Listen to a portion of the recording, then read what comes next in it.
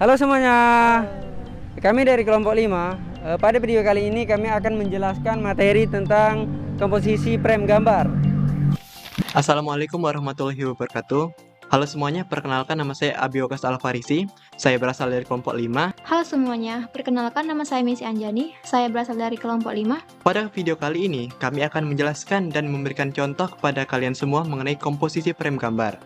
Baiklah, sebelum menuju penjelasan satu-satu dari tiap jenis-jenis dari komposisi frame gambar, pertama-tama kita harus mengetahui apa sih komposisi frame gambar itu. Komposisi sendiri merupakan cara membentuk dan menata berbagai unsur yang akan ditampilkan dalam satu shoot, yang nantinya shoot akan menjadi lebih menarik dan enak untuk dilihat. Komposisi juga dapat kita artikan sebagai cara menata berbagai elemen seperti garis, bentuk, dan warna dalam satu bingkai foto dan video.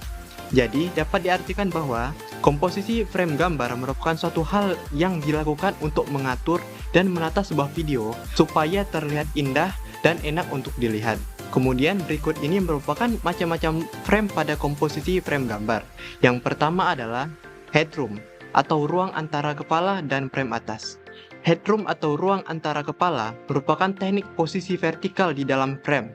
Headroom juga diistilahkan sebagai legroom, lookroom, dan noseroom yang mengacu pada jarak bagian atas subjek dan frame.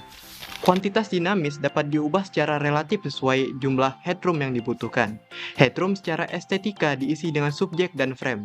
Pada headroom, kita harus mengatur ukuran dari headroomnya agar pas, tidak terlalu rendah, dan tidak terlalu tinggi. Jika kita tidak memberi ruang di atas kepala, maka subjek akan terkesan seperti kepala subjek terpotong. Kemudian yang kedua adalah walking room atau walking space. Walking room atau walking space ini merupakan ruang kosong antara orang atau kelompok orang dengan pinggir kiri atau kanan frame, tergantung arah orang berjalan. Dalam mengatur komposisi, ketika kita mengambil gambar orang berjalan, kita harus memberi ruang atau space di depan subjek yang berjalan. Fungsinya agar subjek memiliki ruang gerak. Kalau tidak ada space di depannya, ketika subjeknya berjalan, maka akan terkesan seperti mau menabrak frame gambar kita. Kemudian yang ketiga yaitu noseroom.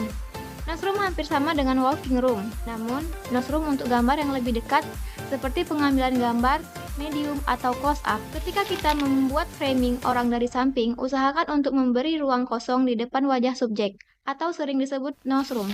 Noseroom ini tidak hanya berlaku untuk orang saja, bisa juga untuk subjek lain. Gunanya untuk memberi ruang gerak atau ruang pandang dari subjek yang kita shoot.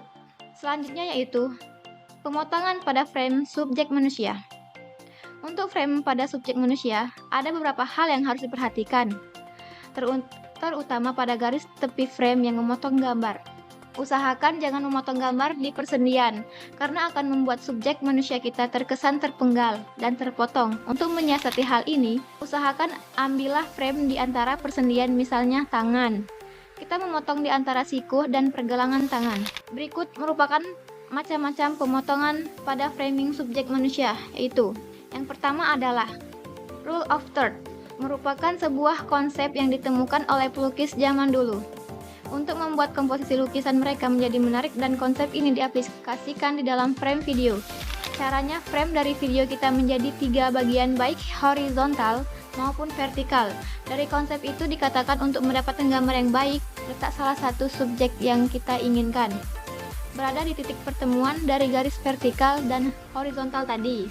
Untuk konsep ini, kita tidak perlu repot-repot membuat garis, karena biasanya di kamera kita udah ada fasilitas dari grid rule of third ini, baik kamera profesional maupun kamera HP kita. Jadi di monitor kita udah ada garis-garis untuk membantu kita meletakkan subjek kita di garis tadi. Selanjutnya yaitu adalah kedalaman, depth, komposisi.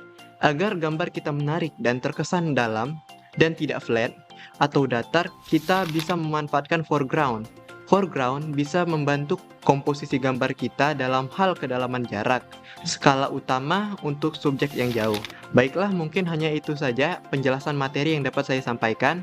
Terima kasih karena sudah menonton dari awal sampai akhir. Saya Miss Anjani. Saya Abiokas Alfarisi undur diri, sampai jumpa di lain waktu. Wassalamualaikum warahmatullahi wabarakatuh.